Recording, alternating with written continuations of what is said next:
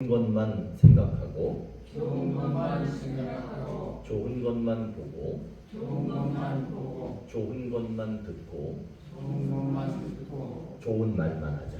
좋은 말만 하자. 그러면 좋은 것이 온다.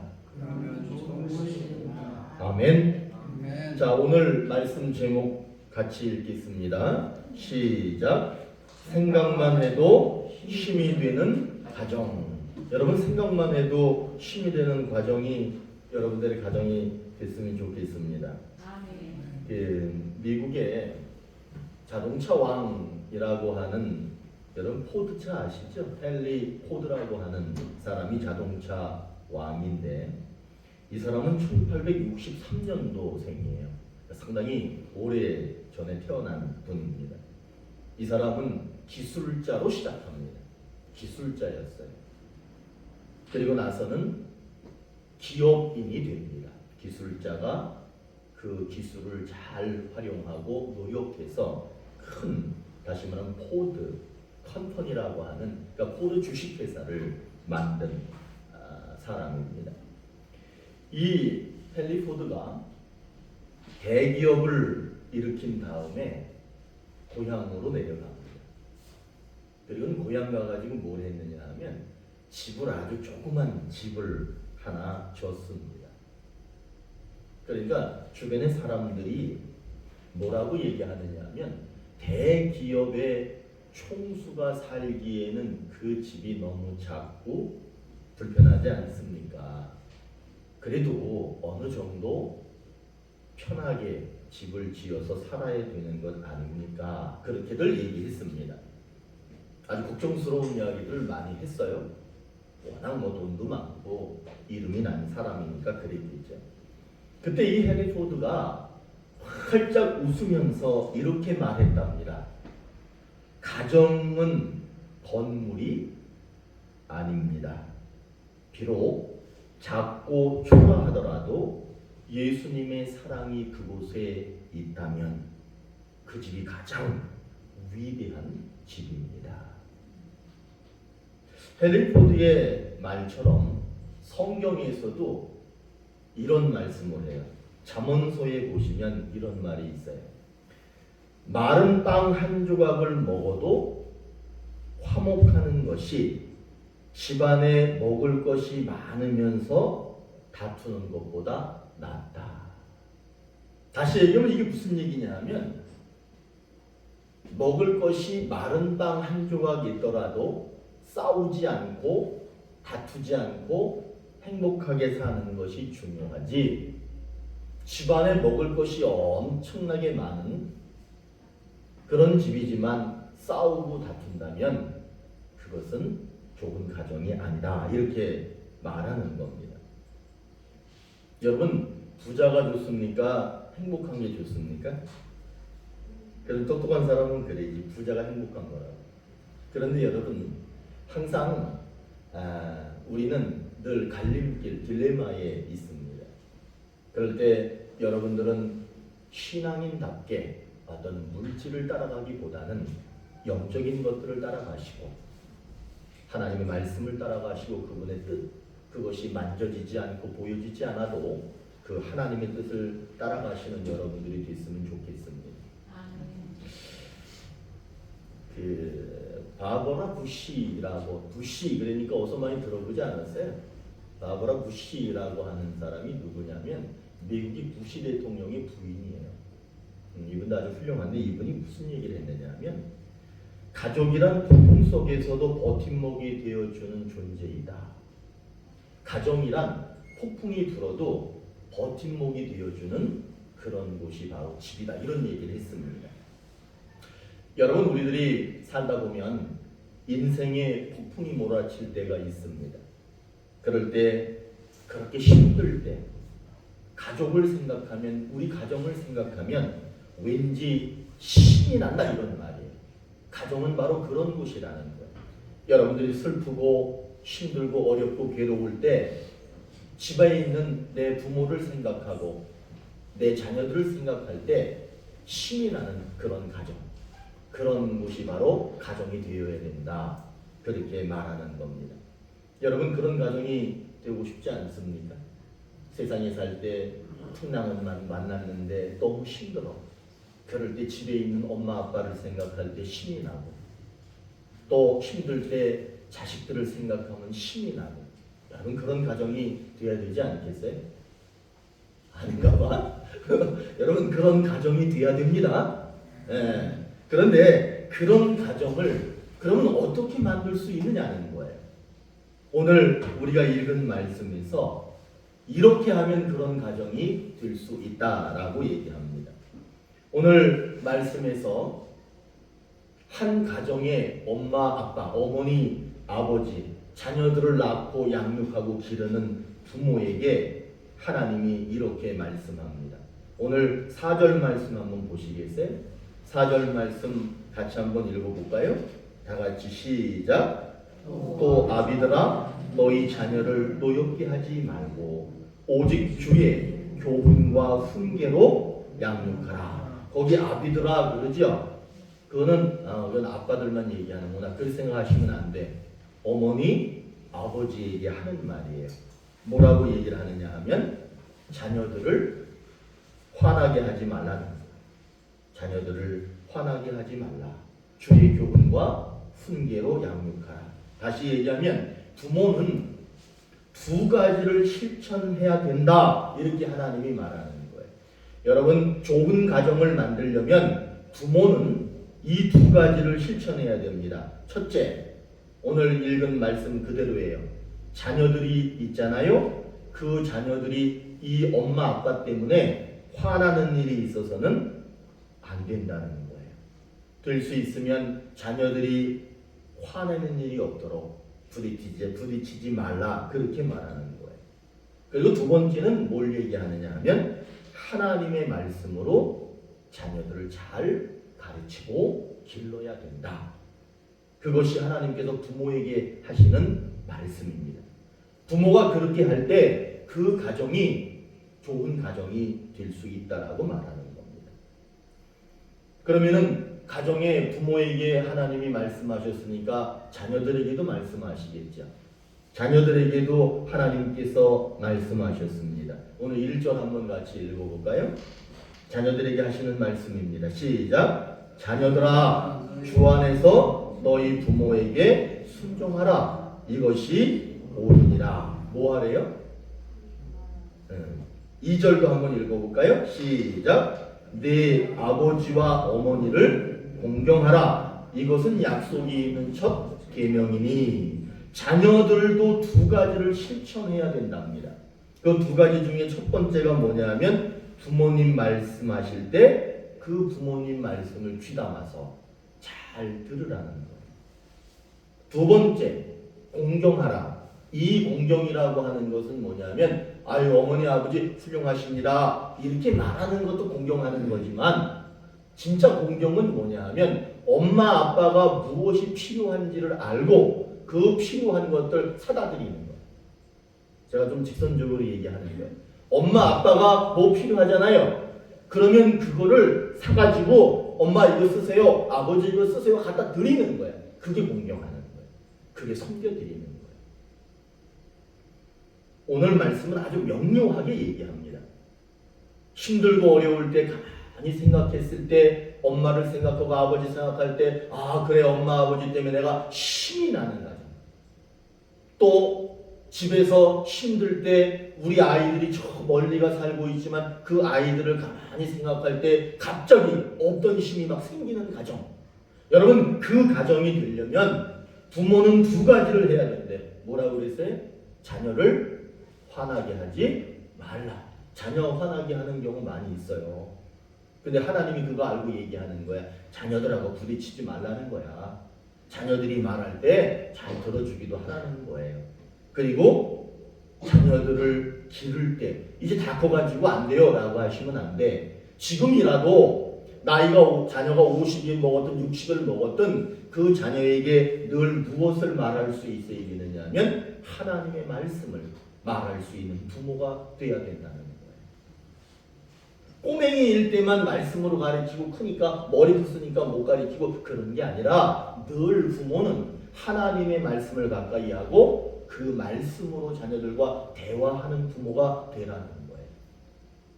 그리고 자녀들에게는 또 뭐라고 두 가지를 실천하라고 얘기하느냐 하면 부모님 말에 귀를 잘 기울여라. 그러면 부모님이 뭐라고 그러겠어요? 나는 무엇이 필요한데 이렇게 얘기할 수 있을 거야. 그러면 그것을 당연히 받아들이고 정성을 다해서 부모가 필요한 것을 공급해 드리고 부모가 필요한 것으로 잘 섬겨 드리는 것. 이런 가정이 하나님이 원하시는 가정이고 그런 가정이 힘들 때 힘을 줄 수 있는 가정이다. 그렇게 말하고 있습니다.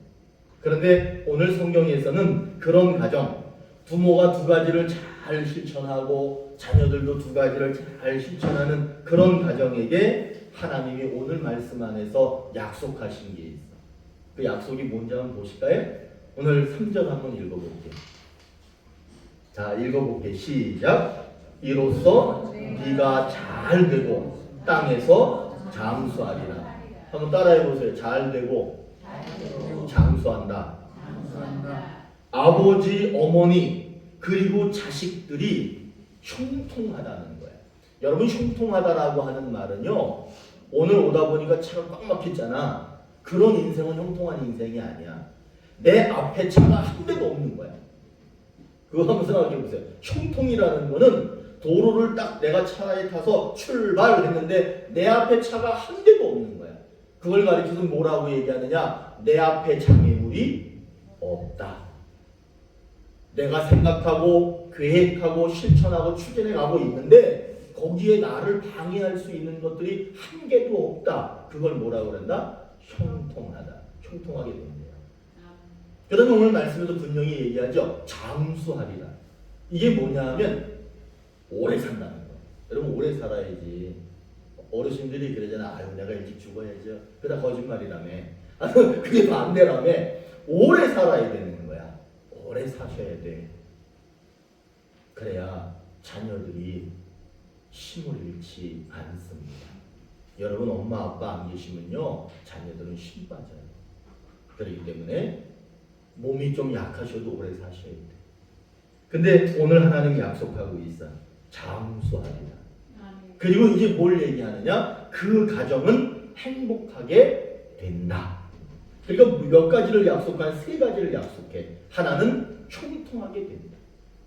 또 하나는 장수하게 된다. 또 하나는 행복하게 된다. 이렇게 오늘 이 에베소서는 이 에베소 교회에 그렇게 약속하고 있습니다. 그런데 이 에베소 교회에 약속한 것이 에베소 교회에만 약속하고 있는 것이냐? 그렇지 않습니다. 오늘 온누리 교회에도 하나님이 똑같이 약속을 주시는 겁니다. 오늘 온누리 교회에 뭐라고 약속하시느냐? 여러분들의 인생이, 여러분들의 가정이, 여러분들의 자녀들이 형통하게 될 것이다. 아멘 해야 돼요. 아멘. 이럴 때는 아멘 해야 그게 내 거가 될 것 같아. 그죠? 형통하게 될 것이다. 그리고 부모만 오래 사는 게 아니라 그 자녀들도 오래 산다는 거예요. 그리고 그 가정은 행복한 가정이 된다. 우리 오늘의 교회가 그런 교회가 될 거라고 약속하셨습니다. 여러분들이 이 약속이 꼭 이루어지기를 바랍니다. 그렇게 행복한 가정이라면 힘들고 어려울 때 우리 집을 생각하면 힘이 나는 가정이 될 수 있다는 거예요. 잠언서 3장 16절에 이런 말씀이 있습니다. 그의 오른손에는 장수가 있고, 이건 군인 장수 얘기하는 게 아니라 long life예요. 오래 사는 거 얘기하는 거예요. 여기에는 long life, 오래 사는 거가 있고, 왼손에는 부귀가 있다. 이렇게 약속합니다. 그럼 이게 무슨 얘기냐 하면 가정에 하나님이 계시고 하나님 중심으로 살아가는 가정은 하나님이 무엇을 주신다라고 약속하느냐? long life, 삶이 길다는 거. 그게 오른손에 있대. 부귀라고 하는 것은 두 가지예요. 하나는 돈이 많아진대. 이게 제가 여러분 돈 얘기 제가 하는 게 아니라 성경이 얘기하는 거야. 여러분에게 왼손에는 돈을 많이 주신대. 안 좋아요? 돈 많이 주신대. 우리는 물질적이지 않아서 그죠? 그리고 또 하나 명예를 주십니다. 부귀라고 하는 것은 돈과 명예. 이 손에는 오래 사는 장수를 주시고 이 손에는 돈과 명예를 주신대. 여러분 이거는 우리가 세상적인 욕심을 갖겠다라고 하는 게 아니라 하나님이 그렇게 약속하시는 거예요. 그런데 이 약속이 우리들에게 꼭 이루어져야 되지 않겠습니까? 저는 여러분들이 오른손에 long life, 오래 사는 것, 장수가 있기를 바랍니다. 그리고 이쪽 손에는 돈과 명예가 있기를 바랍니다. 반드시 우리에게는 그런 역사가 일어나기를 간절히 기도합니다. 그런데 이렇게 되기 위해서는, 이 약속이 이루어지기 위해서는 그 가정에 반드시 누가 계셔야 되느냐? 이럴 때는 여러분들이 대답하셔도 돼요. 제가 질문하는 건 아니야. 여러분의 가정에 그 중심에 누가 계셔야 되느냐? 하나님이 계셔야 합니다. 그리고 하나님이 계시는 그 가정에 부모들은 자녀들을 바라볼 때 존중해 주셔야 됩니다. 자녀들을 존중해 주셔야 돼요. 언제나 기저귀 차고 언제나 젖병 물리던 그런 아이들이 아니라는 거예요. 그리고 자녀들은 부모님을 존경해야 합니다. 아까 제가 존경한다는 거 그건 뭔지 말씀드렸죠? 말 잘 듣고요. 필요한 거 사다 드립니다. 아멘. 그게 하나님이 원하시는 가정이에요. 그러면 그 가정에 형통이 있습니다. 그 가정에 장수가 있습니다. 그 가정에 행복이 있습니다. 힘들고 어려울 때 인생의 풍랑을 만났을 때 그 가정 우리 집만 생각하면 그걸 다 이겨낼 수 있는 힘이 불끈 나는 그런 가정이 된답니다. 그런 가정이 되시길 바랍니다. 이 그게 약속이야. 그 약속이 저는 꼭 우리 오늘 이 교회에 이루어졌으면 좋겠어요. 그 약속이 이루어지기 위해서는 여러분들이 하나님 말씀대로 살아야 되는데 하나님 말씀을 무시하고 부모가 막 자식들을 그냥 무시하는 거야. 그리고 부모들도 자식을 막 무시하고 자식들도 부모를 무시하고 만일에 그런 가정이라고 하면 생각해 보십시오. 가정에 하나님이 계시지 않기 때문에 그렇습니다. 가정에 하나님이 계시지 않고 부모는 자식을 무시하고 자식은 부모를 소홀히 대하고 그런 가정에 형통이 있을까? 그런 가정에 정말 오래 살고 싶은 마음이 생길까? 정말 내가 행복하다 그렇게 말할 수 있을까? 그렇지 않습니다. 그러나 하나님이 가정의 주인이 되어주시고 부모는 자녀들을 아끼고 존중해주고 자식들은 부모를 존경하고 그러면 그 가정은 힘이 있는 가정이 될 수 있습니다. 생각만 해도 막 힘이 나는 그런 가정이 될 수 있습니다. 어느 집에서 이런 일이 있을 때 오늘 내가 욕 좀 해야 될 것 같다. 미리 내가 이제 말씀드리고 이제 시작하는 거야. 욕할 것 같아서. 한 가정에 부부가 있었고 어린 자식이 한 명 있었습니다. 어느 날 부부가 의견 차이가 생겼어요. 그러니까 처음에는 조용조용 자기 주장을 하다가 목소리가 점점 막 커진 거예요. 목소리가 점점 켜지면 속에서 막 화가 치밀어 올라요. 막 격해지는 거야. 그러니까 남편이 참다 못해가지고 손을 들었어요. 이렇게. 아내를 향해서 자기 부인한 손을 이렇게 들은 거야. 그러니까 아내가 이거 나 딸이 때리려고 그러는구나 하고는 남편을 향해서 욕을 막 한 거야. 욕을 막 퍼붓고 문 열고 확 도망가 버렸어. 욕하고 도망간 자기 부인을 보면서 남편이 화 나겠어요, 안 나겠어요? 화가 막 머리 끝까지 나서 막 폭발한 거야. 그래가지고 문을 활짝 열고 남편이 쫓아나갔어요. 그러니까 그 문 앞에 어린애가 깜짝 놀라가지고 눈 동그랗게 뜨고 자기 아버지를 이렇게 쳐다본 거야. 그러니까 아버지가 걔한테 그랬대. 야 이놈아, 그년 어디로 갔냐? 그러니까 얘가 막 깜짝 놀래가지고 아버지한테 뭐라 그랬대요? 그년 저쪽으로 뛰어갔습니다. 그랬다는 거야. 부부가 서로 무시하고 자식을 무시하고 그러면 나중 가가지고는 자식도 그 부모를 무시하고 또 자기 집안에서 자기 남편이든 자기 부인이든 무시하고 계속해서 그런 역순환적인 역작용들이 일어나게 되는 것을 말하고 있는 겁니다. 제가 옆에서 죄송해요. 그년 저기로 갔다고 그래가지고 우리가 가정을 이루고 부부로서 그렇게 산다면 부부가 서로 무시하면 되겠습니까? 저도 뭐 많이 무시했지. 저도 회개할게. 저도 회개하는 거. 살다 보면은 어쩔 수 없이 그렇게 서로 무시할 수밖에 없는 그런 상황들이 분명히 있습니다. 그런데 원칙, 하나님의 말씀은 무시해서는 안 된다는 게 원칙이에요. 목사님은 무시 안 하고 살았어요? 목사님도 그렇게 못 살면서 그렇게 말씀하시면 옳습니까? 그렇게 물어보면 안 돼. 저는 원칙을 얘기하는 거예요. 저도 그렇게 살지 못했지만 여러분 절대 부부는 서로 무시해서는 안 되는 관계입니다. 왜 그렇게 무시하는 관계가 되면 안 되느냐? 내 자식들이 보고 있어. 내 자식들이 그걸 보고 따라 살기 때문에 그런 거예요. 그렇기 때문에 사랑하고 존중하는 모습으로 살면 자녀들도 그렇게 살게 되겠죠. 여러분 부모는 그래서 부부는 존경해야 되고 또 자식들은 부모를 존경해야 되고 자녀들 또 부모는 자녀들을 존중해 줘야 되고 그렇게 가정을 만들어가면 오늘 하나님께서 약속하신 거 한번 따라해 보세요. 형통. 고속도로 뻥 뚫린 거 생각하시면 돼요. 인생이 뻥 뚫리는 거야. 하나님이 그거 약속하신다니까. 또 따라해봐요. 장수. long life야. 오래 사는 거야.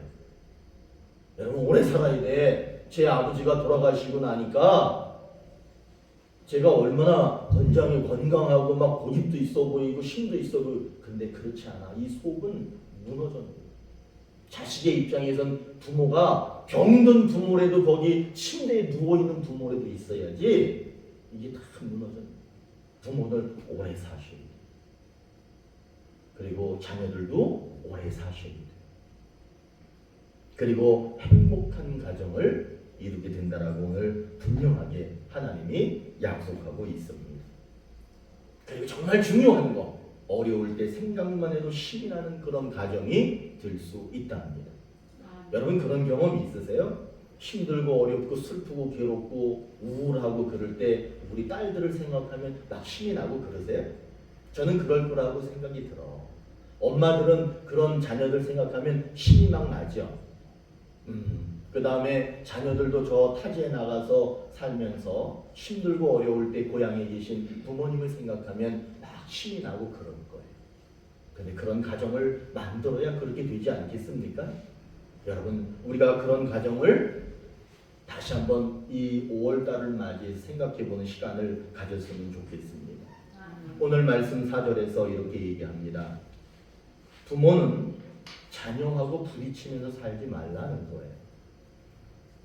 그리고 자녀들하고 대화를 할 때 자녀들에게 칭찬해야 될 때 하나님의 말씀으로 칭찬하고 또 자녀들을 꾸짖거나 자녀들에게 뭐 화를 낼 때도 있잖아요. 그럴 때에도 하나님의 말씀으로 그렇게 하라는 거예요. 우리 교회에는 젊은 엄마들이 없어서 그렇지만 제가 젊은 엄마들이 있었으면 이렇게 얘기했을 거야. 칭찬할 때 하나님의 말씀으로 하십시오. 혼을 낼 때에도 하나님의 말씀으로 하십시오. 제가 아마 이렇게 했을 거예요. 근데 지금이라도 그렇게 하셔야 돼요. 늘 대화할 때 그렇게 하시기를 소망합니다. 하나님의 말씀으로 그렇게 하나 된 가정은 뭘 해도 잘 돼. 김치 하나만 놓고 밥상에 둘러 앉았어도 거긴 행복해. 그렇게 가정을 만들어가야 되는 거예요. 그리고 분명히 약속합니다. 하나님이 long life, 오래 살게 하실 것이고 행복한 가정을 만들어 줄 것이고 우리 집만 생각하고 우리 엄마만 아빠만 생각해도 막 힘이 아픔과 어려움을 극복해내고 그런 일들이 있는 가정이 될 거라고 오늘 약속하시고 제가 처음 설교 시작할 때 미국의 자동차왕 헨리 포드 얘기로 시작을 했는데 이 사람이 헨리 포드 컴퍼니를 창설하기 전에 기술자였어. 그냥 직장인이었어요. 근데 이 사람이 직장에서 퇴근하고 나서는 집 뒤에 아주 허름한 창고가 하나 있었는데 그 창고에서 밤새 연구를 했다네. 역시 성공하는 사람들은 좀 남다른 것 같아. 퇴근하고 와서 밤을 새워서 연구를 하는 거야. 그러니까 주변의 동네 사람들이 뭐라고 얘기했느냐 하면 아유 저거 미친 짓 한다고 웃었어요. 되지도 않는 일 한다라고 웃었어. 사람들이 손가락질하고 무시했어요. 그런데 오직 한 사람, 그의 아내, 그의 부인 늘 남편에게 뭐라고 얘기했느냐 하면 여보 꿈은 이루어질 거야. 여러분 한번 해보세요. 꿈은 이루어질 거야. 자기 남편한테 남들은 다 손가락질 하는데 꿈은 이루어질 거야 라고 하면서 격려해주고 믿음을 심어주고 자기는 열심히 기도했어. 그리고 그 추운 겨울 밤 남편 연구하는 옆에서 등불을 들고 자기 남편 연구 잘하라고 등불을 비추면서 함께 밤을 지새우는 그런 부인이었습니다. 헨리 포드가 이제 성공했어요. 큰 기업의 회장이 됐어. 그때 물어봤어. 기자들이 다시 태어나면 뭐가 되고 싶습니까?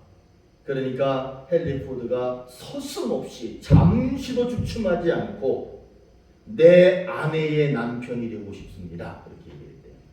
내 아내의 남편이 되고 싶습니다. 아내와 함께 있을 수만 있다면 나는 뭐로 태어나든지 상관없습니다. 닭살 돋지 않으세요? 응? 닭살 돋아. 근데 이 사람이 그렇게 얘기를 했다는 거야.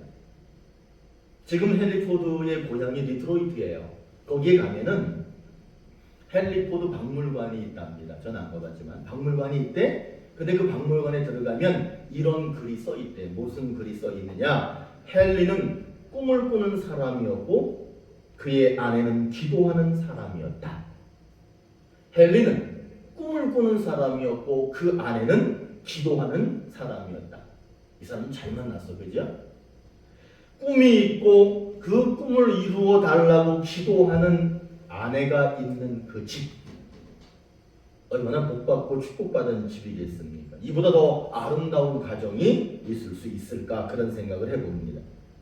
그리고 그런 부모를 보고 자란 자녀들은 아름답고 행복한 가정에서 자랐기 때문에 행복한 가정을 이루면서 살 수밖에 없다는 결론을 내릴 수밖에 없습니다.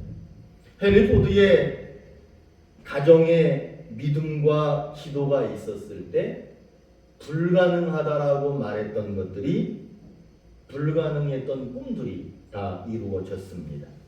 여러분, 그리고 제가 초기에도 처음에 말씀드렸지만 헨리 포드는 1863년도생이에요. 오래됐죠?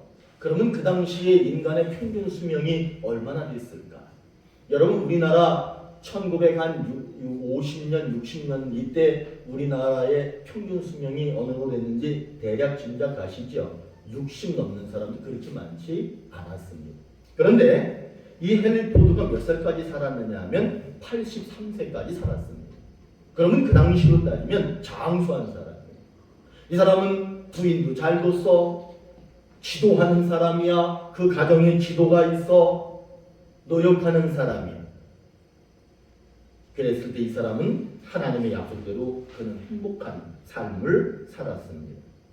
우리의 가정에도 믿음과 존중이 있어야 됩니다. 그리고 믿음과 존경이 있어야 됩니다. 그러면 꿈이 이루어집니다. 그 이야기는 무슨 얘기냐?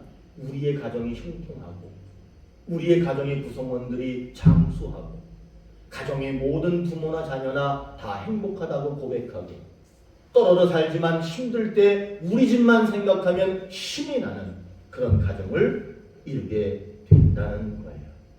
여러분, 부모들은 자녀하고 싸우지 마시고 부모들은 자녀에게 늘 말할 때 하나님이 말씀하시는 것처럼 말씀하시고, 자녀들은 부모의 말에 귀를 기울이고, 부모님이 무슨 말을 하겠어, 무엇이 필요하신가, 그런 것들을 들으면서 그것들을 갖다 공급해 드리고 섬기는 그런 자녀들이 된다면 그 가정은 힘들 때 힘이 되는 가정이 될 수 있습니다. 어렵고 힘들 때 우리 집만 생각하면 기운이 나는 그런 가정이 될 수 있습니다. 하나님은 오늘 우리에게 그런 가정을 이루라고 말씀하고 있습니다. 그리고 그 가정을 이루기 위해서는 엄마 아빠가 할 일이 두 가지였지요. 화나게 하지 말고 하나님의 말씀으로 말하라는 거예요. 자녀들은 뭐 하는 거예요? 두 가지 뭐 해야 돼요?